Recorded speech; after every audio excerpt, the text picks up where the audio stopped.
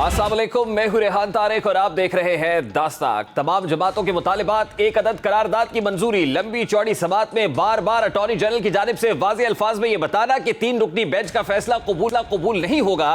इसके बावजूद उसी बेंच की जानिब से 14 मई को इलेक्शंस कराने का फैसला आना, इलेक्शन शेड्यूल दिया जाना, तमाम महकमों को तारीखों के साथ उनके काम के बारे पाबंद करने जैसे फैसले ने मामले को मजीद उलझा दिया है। अगर चीफ जस्टिस तमाम सियासी जमातों का मौक़िफ़ सुनकर अपना फैसला सुनाते और बेंच पर एतराज करने वालों की बात सुन लेते, अपने साथी जजेस के एतराज़ात और उनके फैसलों को भी अहमियत देते, बंदयाल और काजी फायज़ ईसा एक दूसरे के साथ बैठने के लिए तैयार होते और फुल कोर्ट बना दिया जाता, तो शायद तब भी वो बेंच 90 रोज़ में इलेक्शंस का फैसला करता जो सबको बादल नखास्ता कबूल करना पड़ता। और हम इस इंतशार से बच जाते जो अब मचा हुआ है।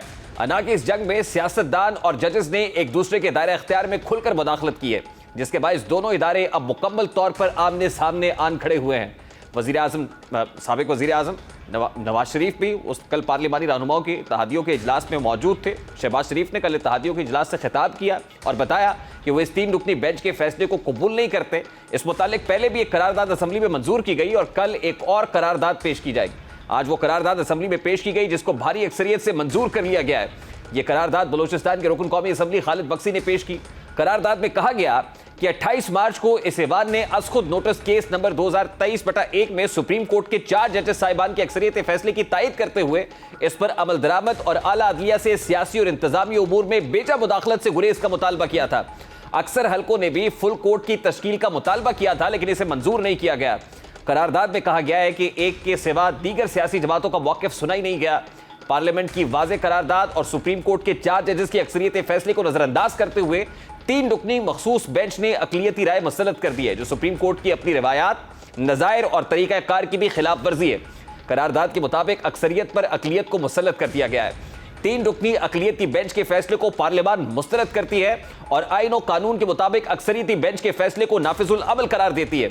करारदाद में कहा गया है कि यह इजलास आईन पाकिस्तान के आर्टिकल 184(3) के तहत दायर मुकदमात को फुल कोर्ट मीटिंग के फैसलों तक समाअत के लिए मुकर्रर न करने के अदालत उज़्मा के 3 रुकनी बेंच के फैसले की तायद करता है और एक एग्जीक्यूटिव सर्कुलर के जरिए इस पर अमल दरामद रोकने के इकदाम को गहरी तशवीश की नजर से देखता है।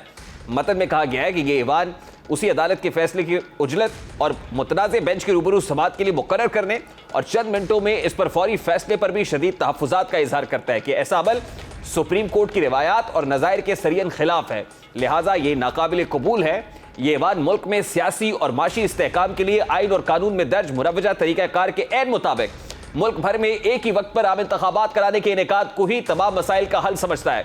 करारदाद में मजीद कहा गया है कि ये ऐवान 3 रुकनी बेंच का अक़लियती फैसला मुस्तरद करता है और वज़ीर आज़म समेत काबीना को पाबंद करता है कि इसके खिलाफ आइन और कानून के फैसले पर अमल ना किया जाए और ये ऐवान दस्तूर के आर्टिकल 63A की गलत तशरीह और इसी अदालत उज़्मा के फैसले के जरिए असर नौ तहरीर किए जाने पर शदीद तशवीश का इजहार करते हुए मुतालबा करता है कि अदालत उज़्मा का फुल कोर्ट नजर सानी करे।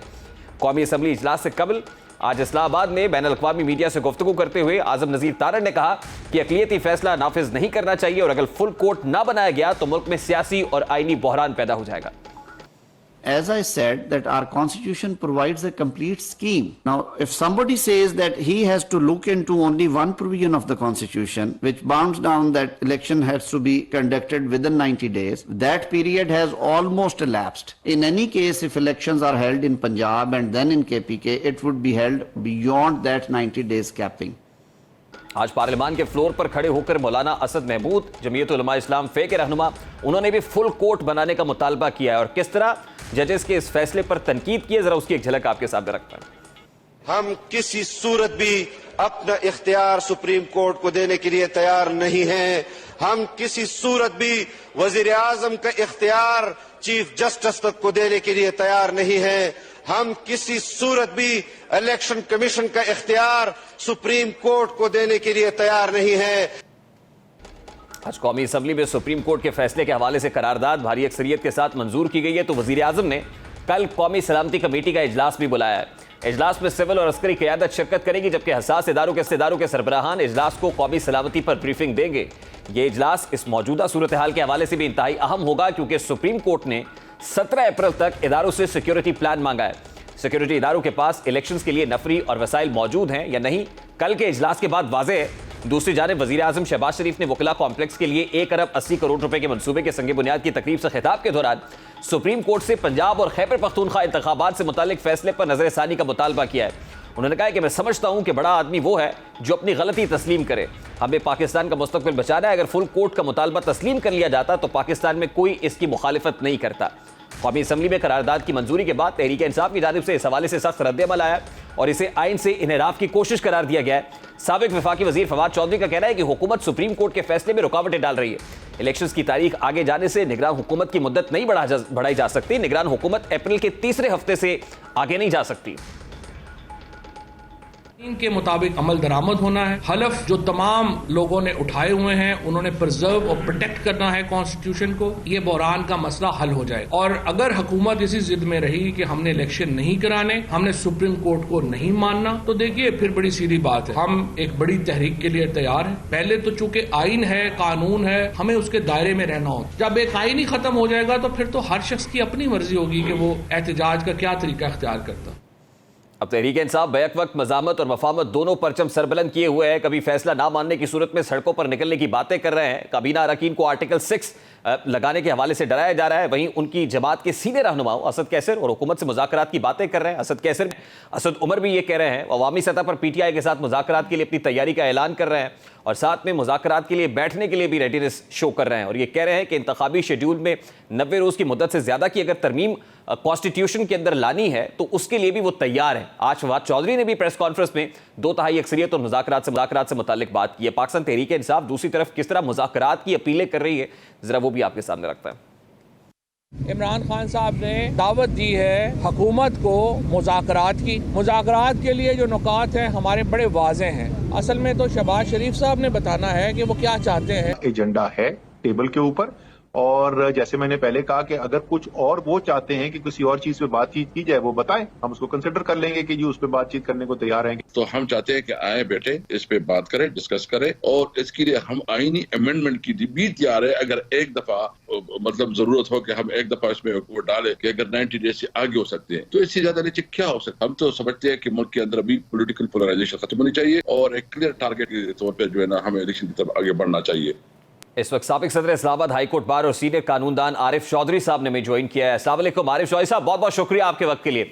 सबसे पहले तो बड़ा सादा सा सवाल है, आज पार्लियामान के अंदर जो करारदाद मंजूर की गई है, इस करारदाद की आईनी और कानूनी हैसियत क्या है?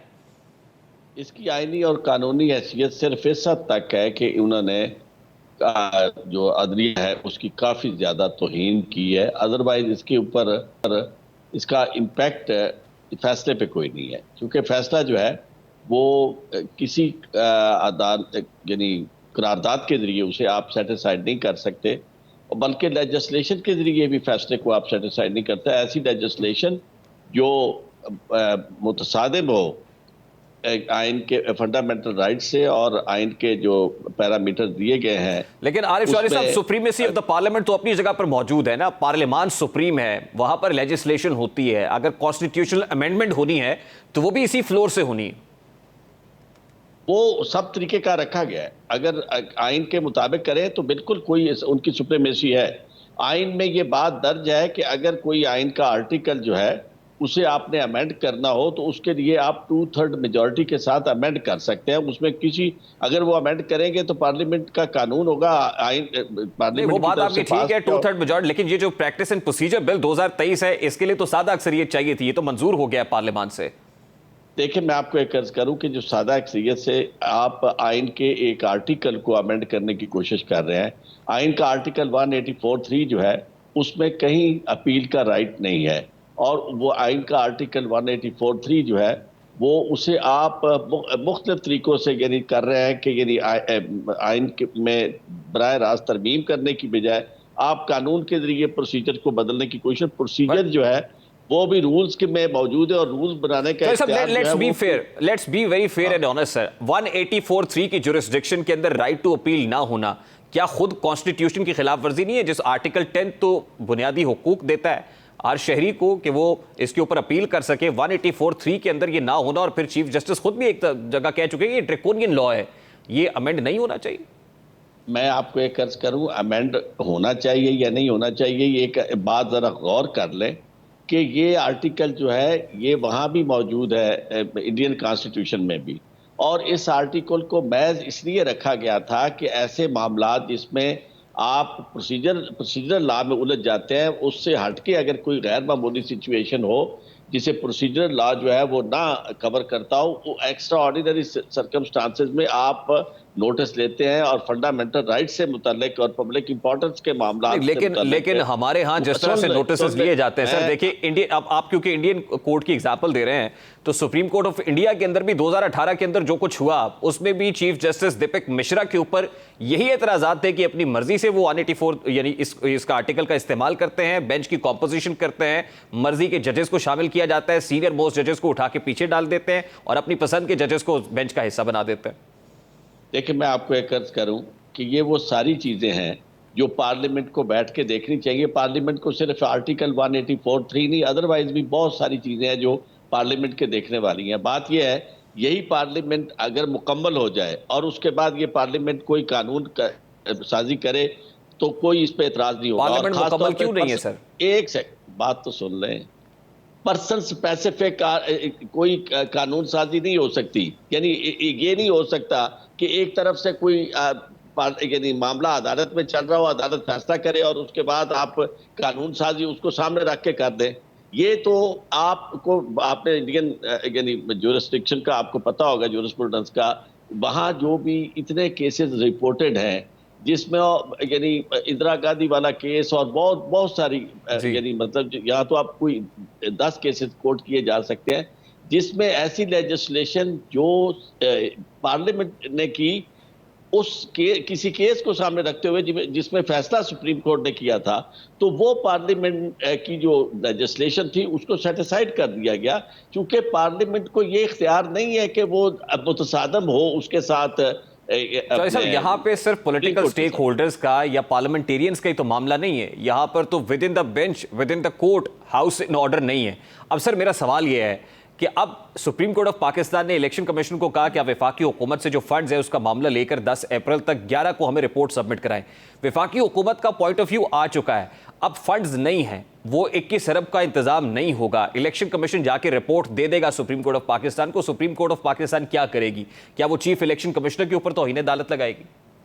चीफ इलेक्शन कमिश्नर बताएगा और उसके मुताबिक ऑर्डर किए जाएंगे कि फला जो इदारा नहीं पैसे फराहम कर रहा उसका जो मुतलका शख्स है रिस्पॉन्सिबल, उसको अदालत तलब करेगी। अगर आप इस तरह कर देना, मैं आपको एक अर्ज करूं, तो सुप्रीम कोर्ट का कोई फैसला भी कभी उस पर अमल दरामद नहीं होगा। और ख़ास तौर पे इस तरह की मर्जी के ऊपर कोई अगर कोई गवर्नमेंट आ जाती है किसी पॉलिटिकल पार्टी की और पहले वो खजाना खाली कर दे और फिर उसके बाद कहे कि जनाब हम तो पैसे नहीं दे सकते, हम होगा क्या? मतलब चीफ इलेक्शन कमिश्नर पे तौहीन अदालत लगेगी, वजीर आजम पे लगेगी? नहीं, मैं आपको एक अर्ज करूं, सबसे पहली बात मुझे ये बता दें कि ये 90 दिन के अंदर जो इंतखाबात कराना है, ये ऐसा लिखा हुआ है या नहीं लिखा हुआ? बिल्कुल लिखा हुआ है, लेकिन 90 रोज के अंदर तो इंतखाबात अब भी नहीं हो रहे। क्यों ना करवाया जाए? नहीं हो रहे ना सर, अब भी तो इंतखाबात 90 रोज में नहीं हो रहे। नहीं, वो क्यों नहीं? सुप्रीम कोर्ट, मेरा सवाल ले लेना सर, मेरा सवाल ले ले। देखिए 90 रोज के अंदर इंतखाबात नहीं हो रहे, पंजाब के अंदर तारीख आ गई है, केपी का मामला अभी भी still hanging in the air, तो किस कॉन्स्टिट्यूशन की हम अनफॉर्चुनेटली बात कर रहे हैं सर? नहीं, अगर ये हो गया ना कि किस कॉन्स्टिट्यूशन की हम बात कर रहे हैं, तो फिर उसके बाद तो मैं आपको एक अर्ज कर दूं, ये मामला इस तरह होगा नहीं, चूंकि ये इलेक्शन में दिलचस्पी नहीं रखते जो इस वक्त गवर्नमेंट में है, उनके अपने खदशात हैं और वो एक दफा नहीं कई दफा वो इसका इजहार कर चुके हैं, लेकिन उनके खदशात की सजा पूरी कौम को नहीं दी जा सकती। किसको मिलेगी सजा? अब इसका उसकी सजा मैं आपको एक अर्ज करूं, उन्हें मिलनी चाहिए जो रिस्पॉन्सिबल है। How can they do it? मैं आपको एक अर्ज करूं, जो उनका इख्तियार है वो लिमिटेड है, क्योंकि वो पार्लियामेंट जो है इलेक्ट जब होके आती है तो वो आइन के ऊपर हलफ लेती है और आइन में जो चीज जिस तरह टाइम मैगजीन का एक आर्टिकल सामने आया इमरान खान साहब को इस हवाले से, और फिर वो पाकिस्तान तहरीक इंसाफ के लोगों ने शेयर भी कर दिया बगैर पढ़े हुए कि इसमें लिखा क्या हुआ है। उसमें लिखा है कि ये जो नोज डाइव की है हमारी इकॉनमी, इसका सिलसिला इमरान खान के दौर से शुरू होता है। अब इस हुकूमत के पास तो जवाब है कि हमें तो विरासत के अंदर ये कंगाल मईशत मिली है, हमारे पास पैसे नहीं है, किटी खाली पड़ी हुई है, सिक्योरिटी सिचुएशन नहीं है। कल कौमी सलामती कमेटी का इजलास बड़ा इंपॉर्टेंट होने जा रहा है, वहां पर भी सूरत हाल सामने आ जाएगी। ना हमारे पास नफरी है, ना फंड्स है, इलेक्शंस डिले कराने में क्या अमर माने हैं? अगर हो ही गए हैं, 90 रोज से बाहर हो गया मामला, इकट्ठे करा ले कौमी असम्बली और सूबाई असम्बलियों के इंतखाबात। अच्छा, मैं आपको एक अर्ज करूं, क्योंकि मैं तो किसी पॉलिटिकल पार्टी को रिप्रेजेंट नहीं करता। अगर यही पार्लियामेंट के यानी जो थे आपकी गवर्नमेंट जो थी, अदालत के सामने चली जाती और कहती कि देखिए जी 90 दिन से तो आगे चला गया काम, लेकिन हम इकट्ठे इलेक्शन करवाना चाहते हैं और हम इसमें तैयार है कि डेट जो है वो कुछ पीछे कर दी जाए। यानी जो हमने 18 अक्टूबर कही है, 18 अक्टूबर की बजाय हमें कोई नीयत इन्होंने दिखाई नहीं। मैं आपको एक अर्ज करूं, ये नीयत अगर दिखाते तो सूरत हाल बिल्कुल वो कहते हैं हमारे लोगों को सुना ही नहीं गया, हुकूमती जो सीनियर वकला थे, लोग थे, उनको नहीं सुना गया। मईशत के ऊपर मामला सुनने के लिए असद उमर साहब को सुना गया। मेरी बात सुने, आप बात सुने ना, इस तरह ना करें। बात क्यों नहीं सुना गया? अटॉर्नी जनरल तो बार बार कह रहे हैं कि फुल कोर्ट बना दे। फुल कोर्ट बनाने में क्या मरमाने था? बना देते तो सबको काबिल कबूल होता फैसला। एक सेकंड, अगर आप जानना चाहते हैं तो मैं आपको बता देता हूं कि फुल कोर्ट क्यों नहीं बननी। आपको याद है कि उन्होंने फुल कोर्ट के बारे में भी ये कहा था कि 2 जज साहबान जो है वो उसमें शामिल ना किए जाएं। जी, उन्होंने रिक्यूज किया था ना। मेरी बात सुने, अगर उन्होंने रिक्यूज क्यों किया था? इन्होंने ये कहा था कि जनाब वो अपनी ओपिनियन दे चुके हैं। हालांकि ये बात भी असुरी तौर पर गलत थी, क्योंकि ओपिनियन अगर उन्होंने दी थी तो बाकियों ने भी तो ओपिनियन दी थी। नहीं चौधरी साहब, उनके यहाँ मामला ओपिनियन देने का नहीं था, उनके यहाँ मामला ऑडियो का था, मामला रेफरेंस का था। आपका क्या ख्याल है, बाकी ने रिक्यूज नहीं किया था? अब बाकी लोगों ने अपना मामला चीफ जस्टिस के ऊपर छोड़ा था। अच्छा, मैं आपको एक अर्ज करूं, जिस तरह आप फरमा रहे हैं ना कि देखिए जी जब 90 दिन से गुजर ही चुका था, तो अब मैं आपसे ये अर्ज करता हूं कि जिस तरह आप फैसला तो हो चुका है, फैसला होने के बाद तो कभी उसको इस तरह देखा नहीं गया कि बखिए उड़ेले जा रहे हैं कि कहा जी ये जा रहा था, ये इतने अरकान थे और इतने जो थे रिक्यूज कर चुके थे या ये कर। फैसला होने के बाद किसी की ये बात कहना, अदालत की इस तरह खड़े होके पार्लियामेंट के अंदर एक एक शख्स का और बेइज्जत उन्हें करना, और उससे पहले भी बेइज्जत करते रहे। पार्लियामान तो लहदा बात है, बाहर खड़े होके वो कह रहे हैं लगा दे तौहीन अदालत लगाएं। तो मैं तो आपसे ये पूछ रहा हूं कि अब होगा क्या? अदालत तौहीन अदालत लगाएगी, क्या होगा? अदालत क्या करेगी? अदालत लगेगी, अगर देखे मैं आपको किस पे लगेगी सर? चीफ इलेक्शन कमिश्नर पे लगेगी? किस पे लगेगी? ये मुतलका अगर चीफ इलेक्शन कमिश्नर ने तो ऐलान कर दिया, वो जाके कहेंगे कि जनाब मुझे फलां जो है इदारा वो ये चीजें प्रोवाइड नहीं कर रहा, फंड्स नहीं दे रहे। अब 10 तारीख को लगना केस जिसमें उन्होंने कहा हुआ है कि उन्होंने फंड्स देने, अगर वो जाके ये कह देते हैं कि जी फंड्स हमें नहीं देते, तो क्या सेक्रेटरी डिफेंस के या सेक्रेटरी फाइनेंस के ऊपर तौहीन अदालत लगाएंगे? ये देखें, मैं आपको अर्ज करूं, ये जब तलब किया जाएगा उस वक्त पता चलेगा कि कौन रिस्पॉन्सिबल है। बेसिकली हर शख्स कोशिश ये करेगा कि वो अपने आपको बचाए और दूसरे पे जिम्मेदारी, अल्टीमेटली जिम्मेदारी जिन पे जाएगी वो आपको पता ही है, वो चीफ एग्जीक्यूटिव पे जाएगी। तो इसमें आपको चीफ एग्जीक्यूटिव की कुर्बानी होती नजर आनी चाहिए। अच्छा चौधरी साहब, lastly and very quickly sir, ये जो प्रैक्टिस एंड प्रोसीजर बिल 2023 है, क्योंकि ये कानून बन जाएगा लाबहाला 20 अप्रैल तक, अगर सदर ममलिकत दस्तखत नहीं भी करते तो क्या रिव्यू पिटीशन जाएगी, टेकअप हो सकती है सुप्रीम कोर्ट ऑफ पाकिस्तान में? ये लीगल रेमेडी मौजूद है हुकूमत के पास? नहीं, उसकी वजह यह है कि ऐसे केसेस में जो चल रहे थे उस केस में कैसे ये कर सकते हैं, क्योंकि आर्टिकल 184(3) को जब तक अमेंड ना करें उसमें आपने ये चीजें तो उसमें लिखा हुआ है ना कि इसका असर रेट्रोस्पेक्टिव होगा। रेट्रोस्पेक्टिव होगा, उसका असर होगा, लेकिन ये चैलेंज होगा, सुप्रीम कोर्ट ही इसे सेटिस्फाइड करेगी। उसकी वजह यह कि रेट्रोस्पेक्टिव इफेक्ट ऐसी जजमेंट का जो बराह रास्त आर्टिकल किसी आइन के मुतलका आर्टिकल्स को अमेंड कर रही है। पॉइंट टेकन चौधरी साहब, thank you very much for your time. शुक्रिया। आरिफ चौधरी साहब, साबिक सदर इस्लामाबाद हाई कोर्ट बार, मुमताज माहिर कानून हमारे साथ मौजूद थे। Let's take a very quick short break के बाद वापस आएंगे, गुफ्तगू को कंटिन्यू करेंगे। अकबर एस बाबर साहब, मुनहरिफ रहनुमा तहरीक इंसाफ, हमारे साथ मौजूद होंगे। ब्रेक के बाद हमारे साथ रहिए।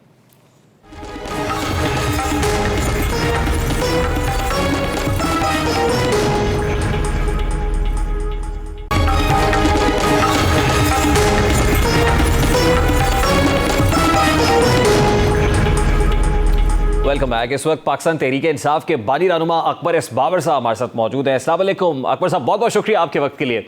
सर, सबसे पहले तो आपके ट्वीट्स क्योंकि बड़े इंटरेस्टिंग होते हैं, पॉलिटिकल कमेंट्री जो है आपकी वो अब देखने से सुनने से ताल्लुक़ रखती है। आज आपने एक ट्वीट किया, आपने कहा जी अमरीकी जरीदे टाइम ने पाकिस्तान की माशी तबाही का रिस्पॉन्सिबल इमरान खान को करार दिया। जिस वक्त अकबर एस बाबर कहता था तो कहते थे कि ज़ाती रंजिश है, लेकिन इमरान खान को दोबारा इक़्तिदार में लाना मरीज़ को जहर देने के मुतरादिफ होगा। आप अभी भी समझते हैं कि आज अगर हमारी सरकार कह रही है कि किटी में पैसे नहीं है, हम 21 अरब अरेंज नहीं कर सकते, क्योंकि ब्रेक पर जाने से पहले यही डिबेट हो रही थी, तो इसका रिस्पॉन्सिबल इमरान खान है? जी बिस्मिल्लाहिर्रहमानिर्रहीम, बहुत शुक्रिया रेहान।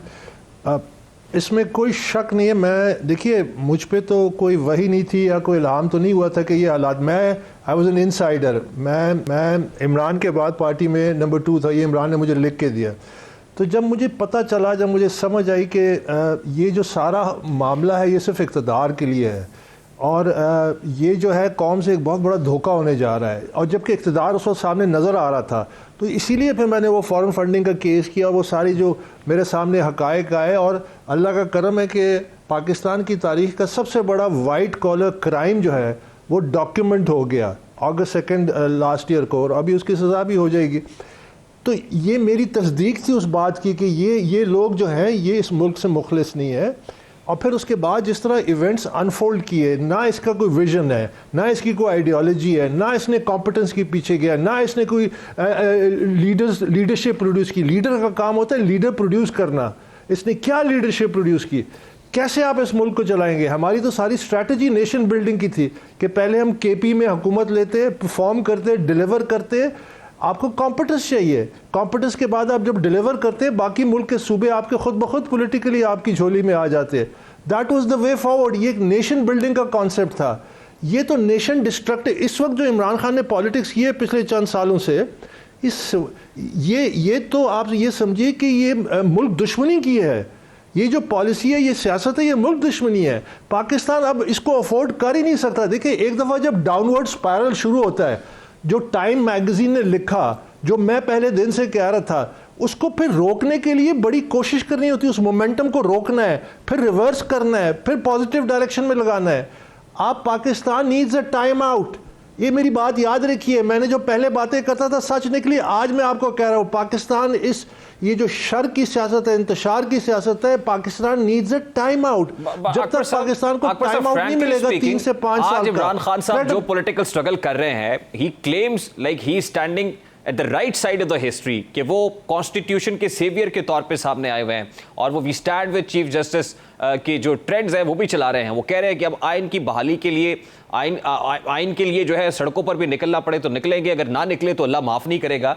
तो how do you see this कि एक तरफ इमरान खान है, वो अदालतों के साथ खड़े हुए हैं, दूसरी तरफ पीडीएम हुकूमत है, वो अदालतों के खिलाफ तबले जंग बजाने के लिए तैयार है, तो who is standing at the right side? Absolute bigotry, I mean absolute political hollow rhetoric. इसमें कोई सच्चाई नहीं है। जो शख्स कानून और आइन का अपने आप को पाबंद समझता है, वो 8 साल एहतसाब से ना भागता, वो 200 पेशियम ना लगवाता, वो 50 एप्लीकेशंस ना फाइल करता, वो 21 इलेक्शन कमीशन के ऑर्डर्स ना डिफाई करता, वो जुडिशल कॉम्प्लेक्स पे हमला ना करता जब पेशी के लिए उसको जाना पड़ता, वो पुलिस को अरेस्ट से बचने के लिए मोलोटोव कॉकटेल्स ना फेंकता। जो लॉ अबाइडिंग होता है वो अपने आप को पेश करता है, चाहे आपको गलत, चाहे आपसे ज्यादती हो रही हो, आप अपने आप को अदालत के सामने पेश करते हैं, आप कानून नाफिज करने वालों को पेश करते हैं।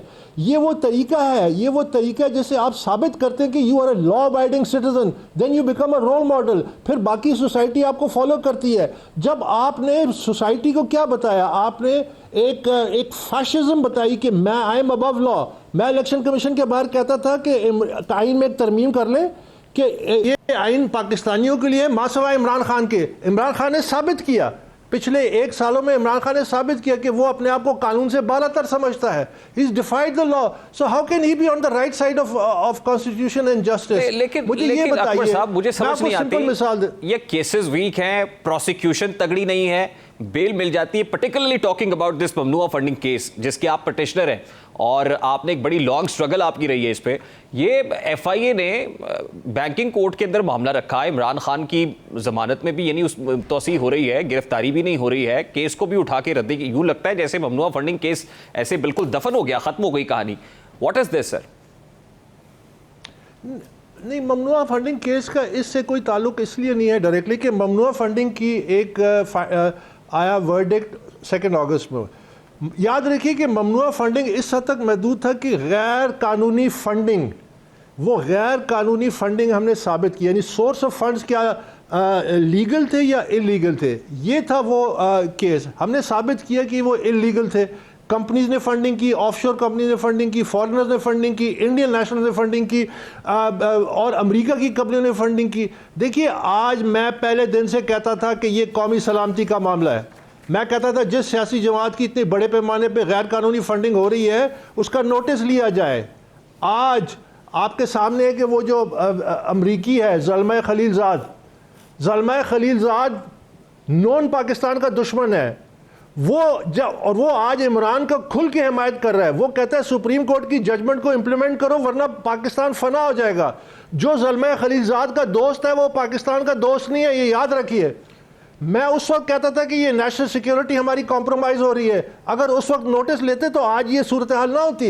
लेकिन फॉरेन फंडिंग का केस जो है वो सिर्फ लिमिटेड है इलीगल सोर्स ऑफ फंडिंग तक। उसके बाद जो बाकी क्रिमिनलिटीज हुई हैं वो तो बेतहाशा है, उसमें करप्शन हुई है। अकबर साहब, इसमें जो फैसला है उस फैसले में लिखा गया है कि बैंक को काम से मुताल्लिक इख्तियार स्टेट बैंक का है जिसने कोई कार्रवाई नहीं की। तहरीरी फैसले के मुताबिक एक इल्जाम पीटीआई अकाउंट को नया पाकिस्तान अकाउंट में तब्दील करने का है जो कोई जुर्म नहीं है। यानी ये जिस तरह के ग्राउंड्स इसमें है इसके मुताबिक तो पाकिस्तान तहरीक इंसाफ ने और चेयरमैन तहरीक इंसाफ ने कोई जुर्म नहीं किया और इसी बिना पर उनको जो है अदालत कहती है कि हमें सेटिस्फाई नहीं कर पाई एफआईए। तो यहां पर एफआईए की क्या प्रोसिक्यूशन कमजोर थी, केस तगड़ा नहीं था, स्टेट बैंक को शामिल नहीं किया गया, केस क्यों नहीं बना सकी यहां पर?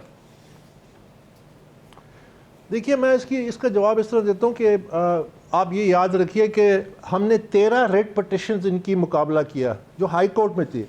हर रेट पटिशन जीते, सैयद अहमद हसन शाह, बदर इकबाल और फिर हमारे चार्टर्ड अकाउंटेंट अरसन। हमने बड़ी मेहनत की, इन्होंने 50 के करीब एप्लीकेशंस दी, हमने इनका हर लूप होल को प्लग किया। आपको मेहनत करनी होती है, आपने एविडेंस प्रोड्यूस करना होता है, आपने कंटेस्ट करना होता है। इन्होंने तो हर तरीके, ये क्यों 8 साल इन्होंने तमाम कोशिशों के बावजूद अल्लाह के करम से फॉरेन फंडिंग केस का फैसला आया जिसमें तमाम मेरे इल्जाम साबित हो गए।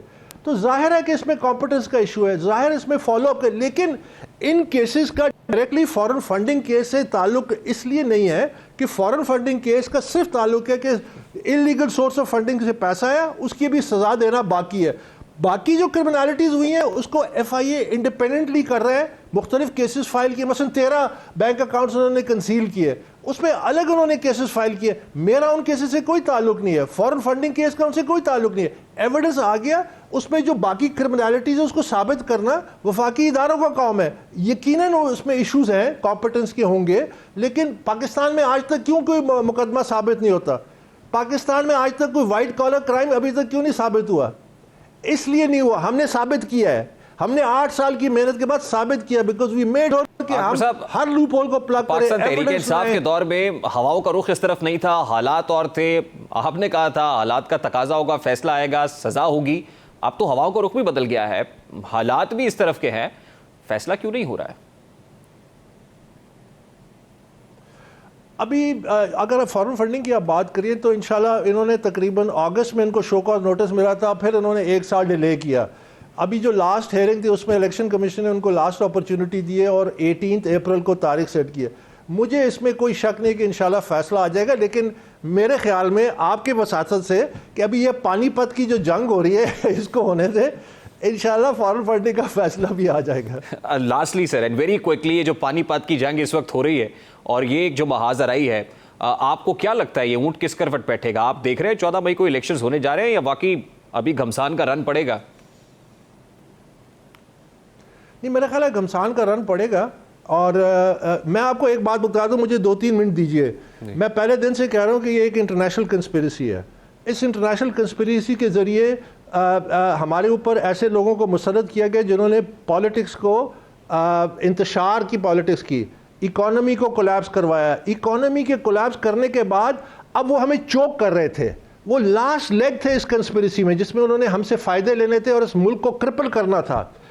6 महीने इमरान खान ने कैंपेन चलाई कि ये जो इस वक्त आर्मी चीफ है ये आर्मी चीफ ना लगे। 6 महीने इसने कैंपेन चलाई। इस वक्त जो जंग हो रही है वो ये है कि सुप्रीम कोर्ट में जो ट्रांजिशन होने वाली है, जो चेंजेस आने वाली है, उसको रोकने के लिए ये चाहते हैं कि जितना जल्दी हो इलेक्शन कराएं। कोई पूछे कि भाई आपकी हुकूमत थी पंजाब में, केपी में, आपने अपनी हुकूमत और अपनी पार्लियामेंट को क्यों डिसॉल्व किया? अगर आपको इतनी जल्दी थी 90 दिन में इलेक्शन कराने की, ये इंतशार, क्योंकि आगे मजीद कॉम्प्लिकेशंस बढ़ेंगे, ये चाहते हैं कि before the supreme court transition ये हुकूमत में किसी तरह आ जाए और ये वो तमाम चीज़ों को रिवर्स करें और फिर वो जो एजेंडे का रिमेनिंग हिस्सा पूरा करें। मैं आपको एक मिसाल देता हूँ। अमेरिका में, और ये हमारे लोगों की जो जिम्मेदार लोग हैं जो इदारों में, ये उनके सोचने के लिए कि मुल्क को कैसे संभाला जाता है, मुल्क को कैसे टेक दी जाती है। लीडरशिप का काम इंतशार करना, मुल्क को उखाड़ना नहीं होता।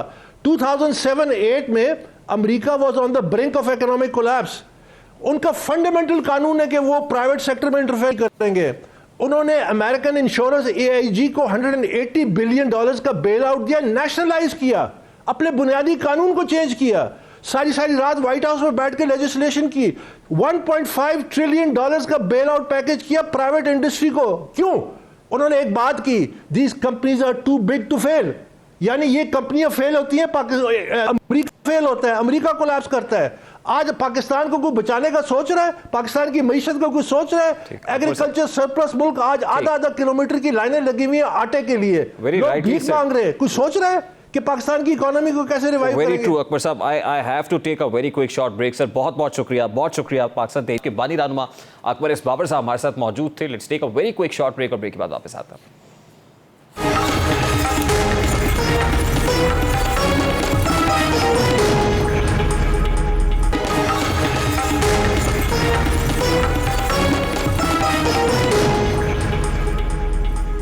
Welcome back. पाकिस्तान बिलाशुबा इंतहाई मुश्किल हालात से गुजर रहा है, महंगाई बहुत ज़्यादा है और आवाम का जीना मुहाल हो चुका है, लेकिन हुकूमत आवाम को इन मुश्किलात से निकालने के लिए कोशिशों में मसरूफ है और उम्मीद है कि आइंदा चंद माह में मुल्क के माशी हालात बेहतर हो जाएंगे, क्योंकि IMF की आखिरी शर्त पूरी करने के लिए हुकूमत सर तोड़ कोशिशें कर रही है। दोस्त ममालिक से फाइनेंसिंग की तहरीरी यकीन दहानी की सर तोड़ कोशिशें जारी हैं। 10 अप्रैल को इसहाक डार अमरीका रवाना हो रहे हैं और इससे कबल वो एक रोज़ के लिए जद्दा का दौरा करेंगे, जिसमें किसी बड़े ब्रेक थ्रू का इम्कान है। दूसरी जानिब हुकूमत पाकिस्तान की जानिब से बैनुल-अक़वामी मालियाती फंड यानी IMF के साथ स्टाफ सतह के मुआहदे और कर्जा प्रोग्राम को ट्रैक पर लाने के लिए दोस्त ममालिक से $3 अरब की फाइनेंसिंग के उसूल में अहम पेशरफ्त हुई है। वजारत खजाना के ज़राए का कहना है कि सऊदी अरब ने $2 अरब की फंडिंग का ग्रीन सिग्नल दे दिया है, जिसकी तस्दीक IMF ने भी कर दी है। तवक्को है कि सऊदी हुक्काम इस ज़मन में वज़ीर आज़म शहबाज शरीफ के दौरे सऊदी अरब के मौके पर बाज़ाब्ता ऐलान करेंगे।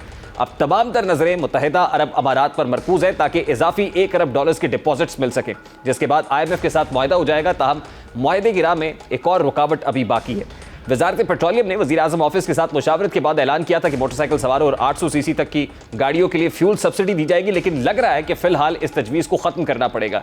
ज़राए का मजीद कहना है कि IMF शरह सूद में महंगाई के हिसाब से मजीद इजाफे के मुतालबे पर कायम और सालाना $900 अरब की सब्सिडी पर ताहाल मोतरज़ है। IMF पेट्रोलियम लेवी के मद में $850 अरब जमा करने के मुतालबे पर भी कायम है। वजारत खजाना ज़राए का कहना है कि IMF पेट्रोल और डीजल की इंपोर्ट कम करने का मुतालबा कर रहा है, जबकि आलमी मालियाती इदारे की जानिब से पेट्रोलियम लेवी और टैक्सेस का शॉर्टफॉल पूरा करने का मुतालबा भी किया गया है।